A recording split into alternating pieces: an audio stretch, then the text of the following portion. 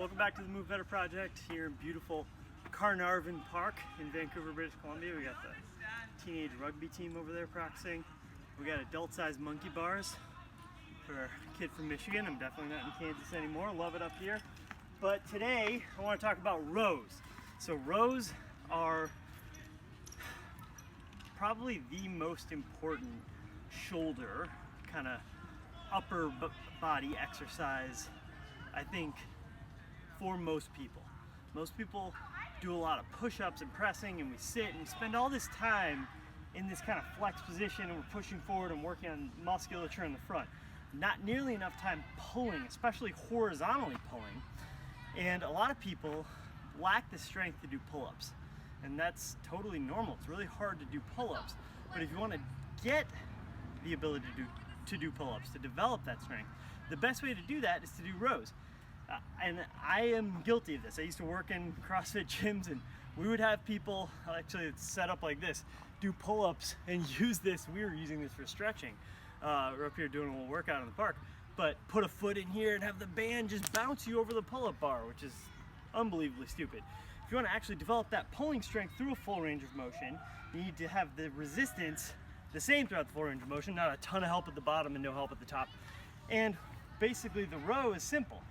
We work on horizontal pulling, we get your body more upright to more horizontal, make the load difficult, and then by the time you can do that, you're doing pull-ups. All right, so here we go.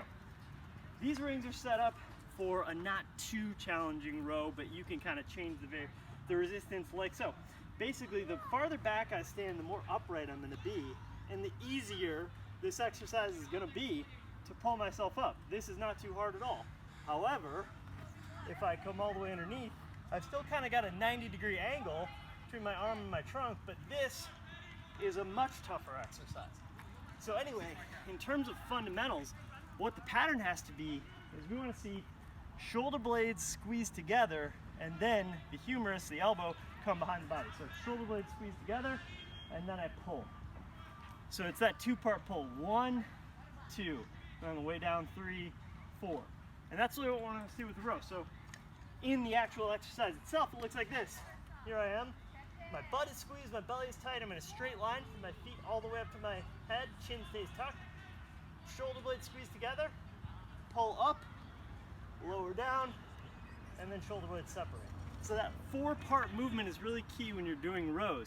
And then as far as the angle of the body goes, you have to get that right for you. It's going to meet your own strength where you are. You want to be able to do anywhere from 6 to 10 reps on this when you're doing it for strength. So make sure that the difficulty is appropriate for you. Make sure that you can get the good shoulder blade scapula retraction, depression, pull together and down a little bit, and then pull from that. That will actually create a big benefit in terms of the way your shoulder moves and the ability of the scapula to maintain a good position. All right, try it out. See you next time.